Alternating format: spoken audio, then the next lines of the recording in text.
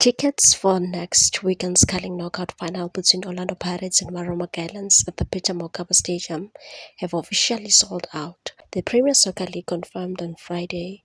Football fans in Limpopo wasted no time securing their seats for the highly anticipated showdown scheduled to kick off at 6 p.m. Orlando Pirates, now widely regarded as the modern kings of South African Cup competitions, are targeting their second piece of silverware this season after clinching the MTN 8 title. But before they turn their attention to the final, the Buccaneers face a significant Betway Premiership hurdle. On Saturday, coach Abdusalam Wadu leads his side into a crucial league clash against Durban City at Moses Mabhida Stadium.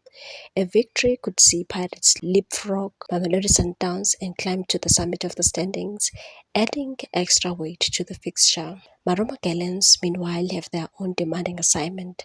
They travel to Bloemfontein for a tricky encounter against Magesi FC at the Dr. Malumela Stadium on Sunday, their final league outing of the year, with both teams juggling league ambitions and cup glory. The stage is set for a high-stakes week, leading into the Carling Knockout final. Please like, comment, share, and subscribe for more sports news.